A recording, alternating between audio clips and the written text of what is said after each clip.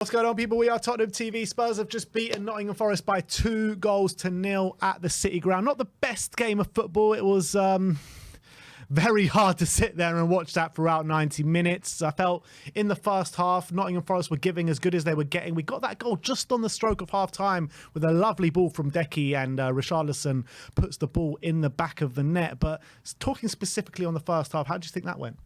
I think the first 10-15 minutes were probably as you'd expect that game to be. Spurs playing beautiful stuff, making a few kind of chances in down the sides. And then it kind of felt to me like we allowed Forest into the game. They got more belief and they started playing the game they wanted to, which was very much get the ball in the channels, get the ball long and direct, win the first ball, win some throw-ins, do long throw-ins into the box. And actually, over the course of the game, we defended that direct style of play incredibly impressively. As a Spurs fan, it's always hard to watch because we're renowned for down the years kind of faltering under those kind of physical displays from opposition teams. But tonight, I think we showed heart, we showed courage. We won a game 2-0 at a game where we could easily have conceded the first or second goal and dropped off and given Nottingham Forest a big night. Yeah, absolutely. And talking about that first half specifically and talking about courage and talking about defending well, I thought Ben Davies was at the heart of everything, positively, defensively, especially in that first half. It was a bit frustrating watching that game as a Spurs fan, because when you're looking at the game against Newcastle and the free-flowing football that we have been seeing this season, it was a bit different to that this season in this game. You know, Nottingham Forest sat in their low block. They tried to make it hard for us, and they definitely did make it hard for us. I'm looking at a fan in the crowd there. He's got a mask on like Decky, doing his best Decky impression. But look, I think that under the circumstances that we had to go through tonight, Nottingham Forest probably played their best game that they have done in quite a long time. You know, 4 losses and a draw in their last 5 games. We got that goal at the most perfect time. Second half comes, and it was kind of just more of the same, wasn't it? It was. Look, I think the reality of, you know, it's so hard in the Premier League. You can't compare one game to another. And the reason we were able to play such amazing football and blow Newcastle away is because Newcastle thought that they could take the game by the scruff of the neck and come at us. And they didn't have the manpower or the legs. And it was easier for us. That game was easier for us than the Forest game, because Forest, they look at a game like West Ham coming to Spurs the other week. West Ham played, you know, on their 18-yard box the whole game, fluked a couple of goals, won the game. That's what Forest were trying to do today. But Forest are actually far more aggressive and assertive and attacking than West Ham were. But did they ever cut us open? No. Their chances and the saves from Vic were mainly set-piece stuff, maybe one a kind of close-range save in the first half that was offside anyway. And we didn't let them cut us open. And because they played 3 at the back, we never really cut them open either. But as you said, Forest, I think, put into a good performance.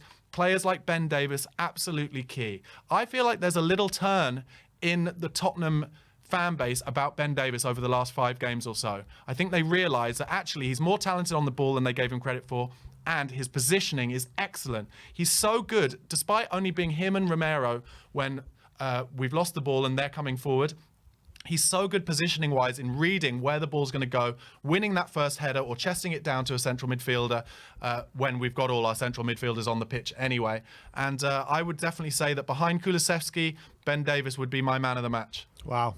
I definitely agree that Ben Davies had a massive performance today, and I think it's following off from a string of top performances for Ben Davies. But I think Dejan Kulusevski really helped us seal that game off. And looking at it in hindsight now, that goal from Dejan Kulusevski was so almightily important for us. A few minutes later, Bissouma does what Bissouma did. Yeah. Terrible challenge and gets sent off. And if Decky wouldn't have scored that at that moment in time, do we go on and win this game? No, I don't think we do. I don't think we do, because it's more likely at 1-0 that chance that Vicario saves probably goes in, and then the place is rocking and we're in real trouble in the last few minutes of a game. Exactly similar to the Wolves. It would have been like the Wolves game, I think.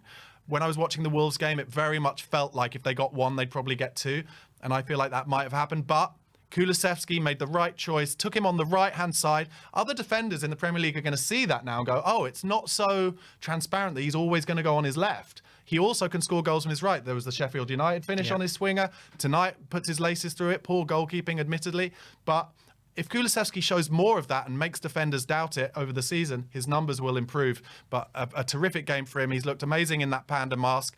Long may it continue. And as I called, when he had to come out onto the right-hand side when Brennan Johnson got injured, got that beautiful cross in for Richarlison's goal. Great positioning from Richarlison, right place, right time, good header, and he's on a little run now, and we're going to need him to be as well, because going into that Everton game with suspensions and or the decimation we've got from injuries, our squad is going to be used to the maximum. Yeah, it really is. And look, I'm so happy for Richarlison. We've said it before we came on air today. He's so much of a confidence player. 2 games in a row, 3 goals now since coming back from injury. And how much more confidence can you have than scoring 3 goals in the space of 2 games, playing against your old club in the upcoming game as well? But I want to bring it back to Dejan Kulusevski. Goal and assist today. He's a man really on form. And I felt like even when we went down to 10 men today, getting that ball high up on the pitch, relieving us of that pressure, keeping the ball retention was top notch today once again. And I feel like Dejan Kulusevski is just growing and growing and growing into this season. Totally. I think I said it in the last time I was here with Marlon. I said if Dejan Kulusevski had an extra yard of pace, he'd be genuinely elite. And he said if Dejan Kulusevski had an extra yard of pace, he wouldn't be at Tottenham Hotspur. I think there's something to be said for both of those things. His press resistance is unbelievable. And that it's no coincidence that Ange shoves him up front on his own when we go down to 10 or 9 men, as we have done previously this season, because he is a player who will back to goal. He's got like a big rump, and it's hard for defenders to get the ball off him. He's so physical. And although he doesn't have that extra yard of pace, he knows when to nick the ball away from a defender. I thought it was an absolutely brilliant performance from him today. I think he started brilliantly in the 10. It was unfortunate that Johnson got a head injury. Let's hope that he's not too concussed and can be available for the Everton game.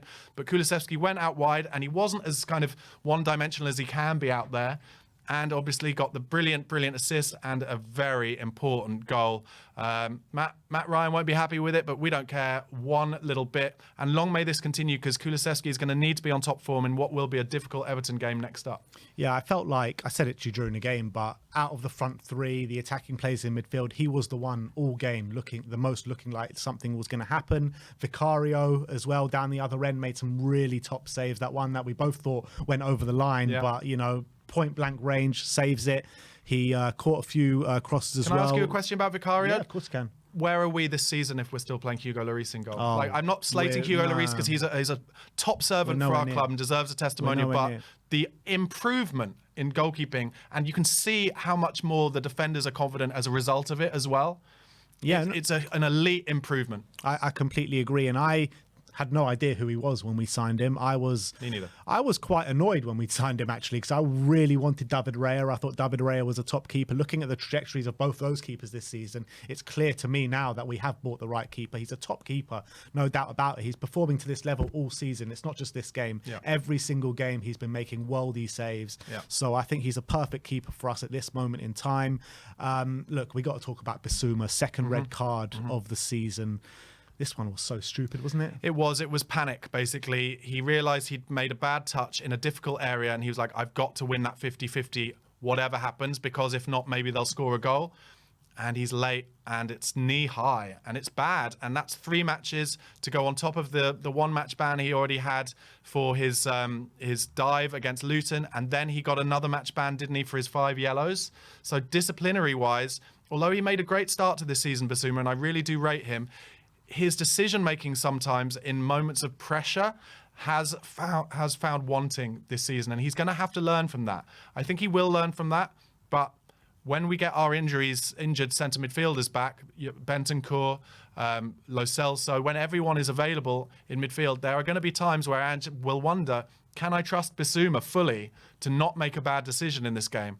And let's see how that comes home to roost later in the season. But in general, I still think, of course, he's an excellent player, and he's still relatively young. He will learn, but that could have ruined it for us today, just like it could have ruined it for us against Luton, and he has to learn from that. Yeah, that's why it was so imperative for us to get that second goal just before he did get sent off.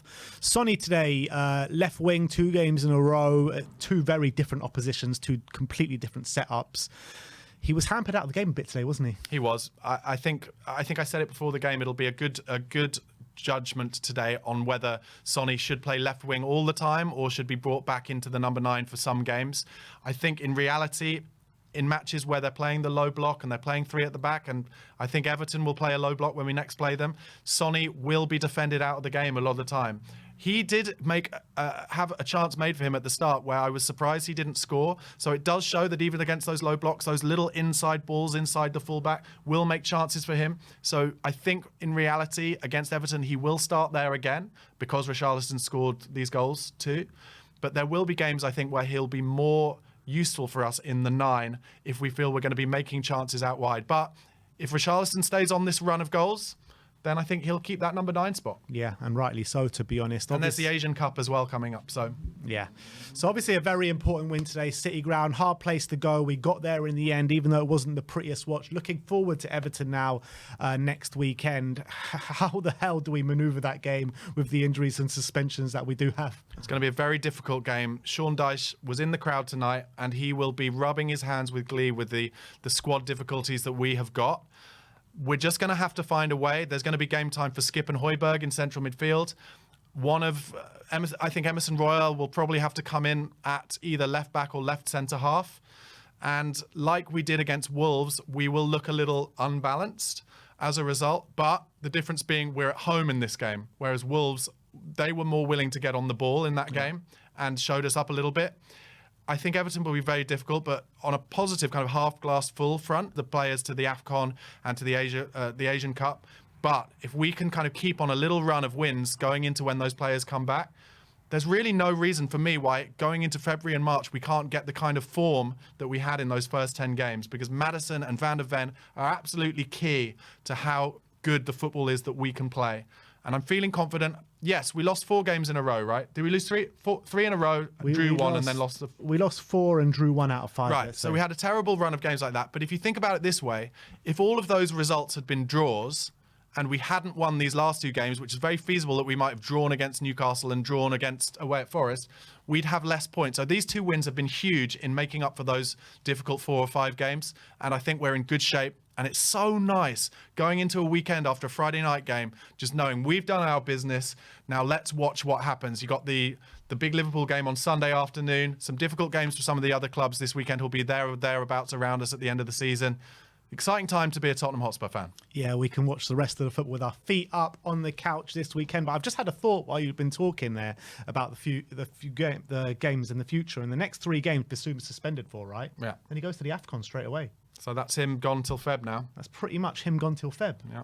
Well, how nuts is that? It's going to be the run of games, I think, for Skip or Højbjerg that they'll need to get their rhythm. Skip came on first today, so I'll be interested. And I thought he did well. He got around the pitch and he looked decent on the ball. Be interesting to see.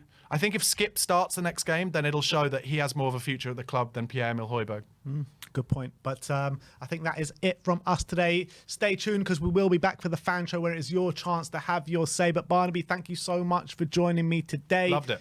Thank you so much to everyone in the comments today. We got there in the end. 3 points for Tottenham Hotspur, 2-0 at the City Ground. Like, subscribe and comment. And as always, come on you Spurs.